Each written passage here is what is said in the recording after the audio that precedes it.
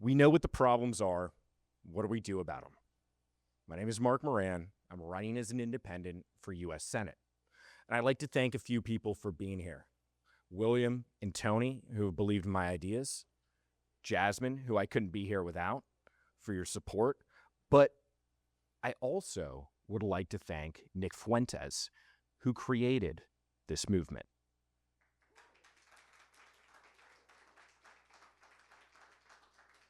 I saw some eyebrows raised there. Now, this is a movement right now.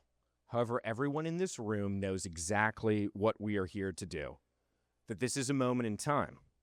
In 1854, in a small schoolhouse in Ripon, Wisconsin, 6 guys walked in.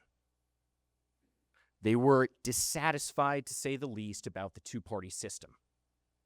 They saw America going down into a decline. What did they do? They created what is now the Republican Party, and 6 years after that, Abraham Lincoln was elected as a Republican. There's power in this room. There's opportunity in this room. It is more than social media. It is more than anything that anyone has put together. Now, how do I know that? Because I look into the room and I see a lot of young men. Disproportionately, this is male over female, correct? We just heard Joel up there talking about gender dynamics, and I'm here to continue that, but not for long. Now, young men, some may say we have a lost generation of young men. I'd like to consider myself an elder statesman of that generation. I was someone who, as a boy, had too much energy, so was medicated. You get put on Adderall while they cut your recess time. Then what they do is they isolate you in the basement. Men want competition, risk, and reward. We want purpose, but society does not give us that. What they do is they give us video games to simulate that. Then they give us OnlyFans, and the owner, RIP, not to OnlyFans, who is he the largest donor of? AIPAC. What the hell are we doing? It is almost as if by design our young men have been captured, have been totally distorted, and I know because I am one of them. I am an imperfect person who is working my way back from having been manipulated from all of the algorithms, from all of the social media, from all of the false pretenses that society has created, and I'm here to tell you that we can change this, and we all know how to do that. That is for us in this room to rise up. Now, this system by design against young men, when I was driving over here yesterday across Route 50, across West Virginia, beautiful state of West Virginia, I looked around and I looked at these beautiful houses, grass, but I saw families. I saw children playing in yards. In fact, at one point, a dog ran beside the car, and I thought, this is America. This is the America I know. But I live in Northern Virginia. This is not the America I know. I grew up at the Naval Academy. I was born there. I was 3 pounds. I had a little bit of a heartbeat. But that heartbeat got stronger the older I grew, the more I fell in love with America, the opportunities that were presented to me, as I think many in this room have. But that heartbeat is weak. This country is weak. And we know that for many different reasons. So I grew up and I did everything I was told to. I went to the best schools. I even took out $300,000 of student loans to go to those best schools. I was told, go to the best schools. Become a lawyer. So I did. But you know what? I had $300,000 of student loans at 7% interest from the federal government because I was intelligent. So I became an investment banker. I worked on the 64th floor of 30 Rockefeller Plaza. I did $75 billion of mergers and acquisitions advisory. And what I learned there changed my perspective of everything. I thought I did everything right. I was an all-American kid. I was great at sports. I was captain of Division I team. I took on loans. I became a lawyer. Now I'm a banker. And I looked around and I should have realized right then and there that my career in banking was going to be pretty quick because I wasn't Jewish. They even sat the 2 Irish Catholics next to each other at one of the places I worked with. And I realized the whole role of a banker is to consolidate companies, to consolidate market share, to consolidate value. So when we see Dollar Trees and Dollar Generals move into rural Appalachia, it's for a reason. That's going to put the mom and pop businesses out. It's going to kill them. Then what that's going to do is lead to the corporatization of America. That this country, since 1948, by design, has been destroyed. And we've sat here and we've watched it. And why is that? When we look around and we say, the economy's booming, as Pam Bondi says, the Dow's above 50,000, like we should fucking care. When we can't afford houses, when we have student loans, when we have no future, I don't give a shit about the stock market. I hate the stock market. That is all by design. They got the boomers. The boomers say, oh, my 401k that is tied to my place of employment. Okay, well, the stock has to go up. The market has to go up. When I watch Fox and I see on Fox Business those green lines go up, I'm having a good day. I don't blame the boomers. They've been manipulated since birth. The advent of TV in the early 50s. These people have no brains. Judeo-Christian? What are we doing? What? Jefferson would be rolling in his grave. But so let's start with the 401k. Then let's go into the 30-year mortgage. So a house that someone buys 30 years later, by default, is going to be 2.5 times more at least.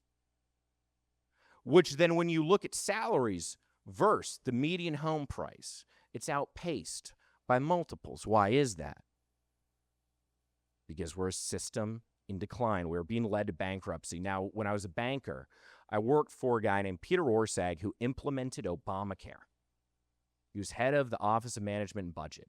One day on a Friday morning, 26 years old in 2018, I had just come from Charlottesville, Virginia, where I started to see the effects of the opioid crisis. I would see that when I'd go to 7-Eleven. I would see in the eyes of people begging for money outside there how addiction had ravaged them. And Orszag says, we're thinking about bringing on Purdue Pharma as a client. And I raised my hand in my first job, my first full-time job ever. I started working at 14, my first full-time job. And I said, I don't think that's right for us to work with Purdue Pharma, to restructure a company that is evil. And this is before the Netflix documentary. This is before everyone became aware of it.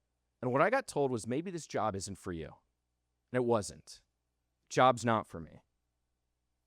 Because I learned firsthand how bankers, how lobbyists, how corporations have taken control of America. It's by design. That corporations that are managed month to month, every quarter to quarter, to increase the stock market so that our 401ks go up. Well, we don't have 401ks. I personally don't. I can't afford a house. I look around at this America that I thought my little heartbeat was born into, and I don't know what I see, which is why I'm here, because I want to change that. Now, in driving through Appalachia, a thought hit me. The heartbeat of Appalachia is the heartbeat of America. Families living together, working and building things together. That is America. Stable households. People who believe in God. People who want to do the right thing, who want meaning and purpose, but we don't have meaning and purpose because that has been taken away from us. That is by design. Just as Appalachia was flooded with opioids by the pharmaceutical manufacturers, of which Purdue Pharma is the main culpable company, but also by the distributors. This is all by design. Corporations have taken control of America. They know the most dangerous thing is a group of young men who have purpose, who have meaning, who have the ability to provide, which is why they have tried to take that from us. Now, this movement, it's more than a movement to me, because this is my future. If we don't succeed, what world am I going to bring my son or my future daughter into? What am I going to do? Am I going to sit back and I'm going to allow myself to just go along with the plan, So my 401k increases so I have more wealth, just like everyone else did. I'm not going to do that. And I know everyone in this room isn't going to do that. But too many people amongst us that we see in our day-to-day have done that. They're not patriots. The people in this room are patriots. Now, if we were to look at the United States government as a publicly traded company, one with $39 trillion in debt, that outsurpasses our GDP, that we're paying $1 trillion a year in interest alone. I'm pretty sure Thomas Jefferson did warn us about moneyed institutions, that they're more dangerous than standing armies.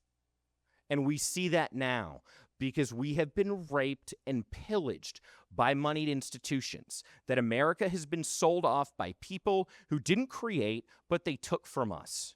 That is what the boomers have done. Their entitlements, we say no more. Their Social Security that we will never get a single dime from, we say no more. We have to rethink this. And if I'm an investment banker and I look at this corporation of America, well, our balance sheet needs to be restructured because I see that we're being led into decline, into bankruptcy. We are being managed into bankruptcy. And we all know that. We all feel that. But we are. Our debt is unsurmountable. So I come here, and we've already heard everything that everyone prior to me has had to say, so I'm not going to bore you. But I'm telling you that we need real options. Now, one of that is we have to entirely restructure our balance sheet as a country. We could cut $15 to $20 trillion of our debt. Now, those bondholders, 72% of which are domestic, we're going to see if they're patriots. What that will do, oh man, it would fuck up the economy. It would fuck up the 401ks. You would see boomers crying in the streets and Fox Business losing it. But that would create an artificial tariff. It would make it more expensive to bring things in from other countries. And when I look at it, why we have no purpose and no meaning is because we don't make things. And I believe that we need to make things in this country. I believe that an artificial tariff, one that would make foreign shit more expensive, is exactly what we need so that we have opportunity for young Americans, specifically young men here, to be able to make companies, to start businesses, to produce things of value that give meaning. We don't have that these days because why would you design a great t-shirt or hat or have made in America products when it could be bought for $7 from someone in the Philippines? Why would you? It doesn't make business sense, right? But we've been sold this lie of capitalism our whole lives. It's been a war of if you're not a capitalist, you're a socialist. But that's all propaganda, just like the two-party system. Now, going back to 1854 in this small schoolhouse in Wisconsin, well, it's 2026, and we're in a mansion in Ohio. This group is a little bit larger, but it's one with all the potential to change things. The two-party system's broken. It's disgusting. It's controlled by political consultants who tell you your value as a candidate is only the amount of money that you can raise. So then you have to sell yourself out if you want to get elected. You can sell yourself to AIPAC, which my opponent has taken over $3.1 million from the Israeli lobby.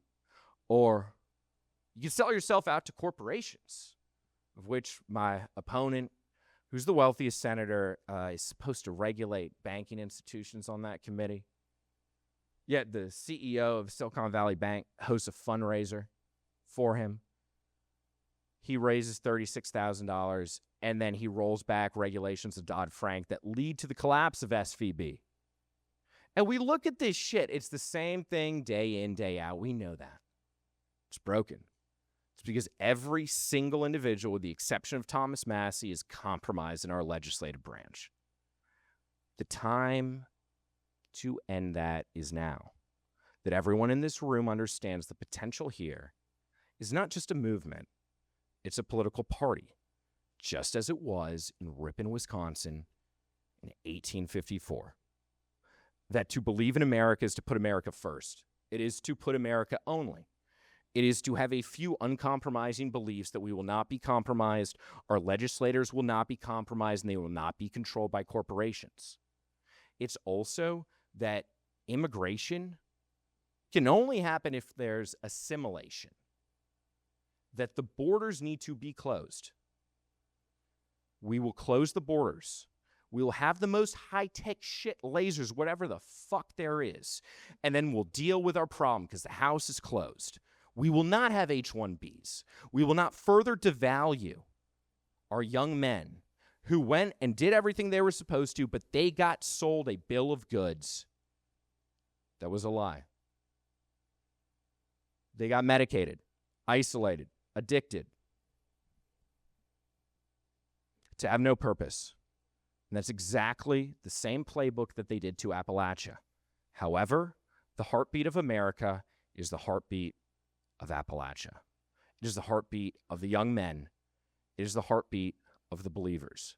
I call for us in this room who have listened to these speakers, who know that there is a pack, that there is organizational structure, that there is opportunity, and we don't have to agree on everything, but we have to put America first. Now, that is a political party that can overtake the establishment, because the one thing that the establishment fears the most is young men with a purpose who believe in themselves, who believe in this country. And we're facing the battle of our lives. We don't have 5 years. I believe we have less than 2 years. That this surveillance state will take over. It will crush us. We will not be able to even have this organization, this coming together of like-minded individuals, because all of us will be censored. That's why I'm running for office. Because I believe that unless we stand up to this surveillance state, unless we show that the only response to 1984 is 1776, then we will not be around. Thank you for your time.